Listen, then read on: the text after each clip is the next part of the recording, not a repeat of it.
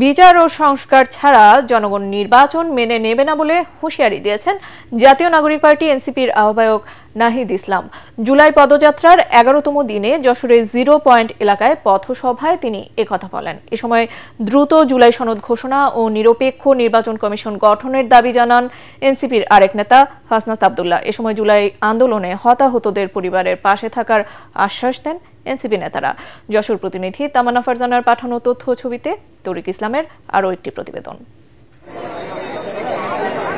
দেশ গড়তে জুলাই পদযাত্রার 11তম দিনে জুমার নামাজ শেষে যশোর রেল রোড মডেল মসজিদের সামনে থেকে শুরু হয় পদযাত্রা। পরে শহরের চারখাম্বার মোড়ে স্থানীয় একটি হোটেলে জুলাই গণহত্যায় আহত ও নিহতদের পরিবারের সাথে মতবিনিময় করেন এনসিপির কেন্দ্রীয় নেতারা।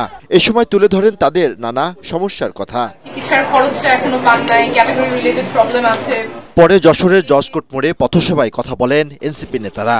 জুলাইয়ের চেতনা ধারণ করে সকল ষড়যন্ত্রের বিরুদ্ধে রাজপথে থাকার ঘোষণা দেন তারা। একটা পক্ষ পালিয়েছে ভারতে, আরেকটা পক্ষ পালিয়েছে লন্ডনে। সুতরাং যারা ফেসিবাদ বিরোধী রাজনৈতিক দলে যারা আছেন, আপনারা গুসা করেন না। চাঁদাবাজ যদি আপনারা না হন, আপনাদের গায়ে তো লাগার কথা না।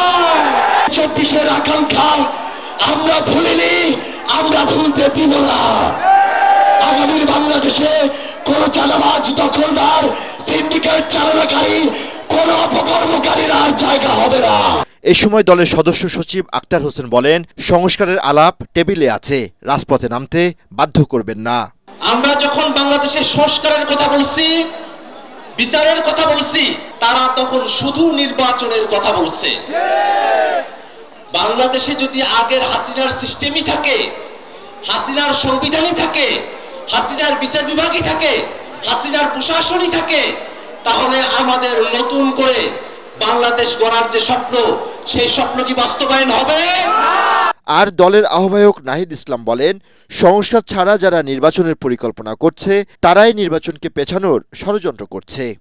আপনারা ভয় পাবেন না কোনো চাঁদাবাজকে, ভয় পাবেন না কোনো দুর্নীতিবাজকে, ভয় পাবেন না কোনো দখলদারকে। একটি রাজনৈতিক দল তাদের লক্ষ লক্ষ কোটি কোটি মানুষের কথা আমাদের বলে, এই কোটি কোটি মানুষের দল নাকি তাদের? এই কোটি কোটি মানুষ, লক্ষ লক্ষ মানুষ আমাদেরকে দেখায়েন না। আমরা ফ্যাসিবাদের আমলে দেখেছি কার কত মানুষ ছিল, মানুষের হিসাব আমাদেরকে দেখায়েন না। যদি নৈতিকতার সাথে থাকেন, যদি ইনসাফের সাথে থাকেন, একজন মানুষ 1 লক্ষ মানুষের থেকেও শক্তিশালী হয়। যশোরের পর সন্ধ্যায় খুলনার দুটি স্থানে পথসভা এবং চিত্রালী বাজার থেকে দৌলতপুর মোড় পর্যন্ত গণসংযোগ ও পদযাত্রা করে জুলাই গণ অভ্যুত্থানে নেতৃত্ব দেয়া এই দলটি। তরিক ইসলাম, এটিএন বাংলা, ঢাকা।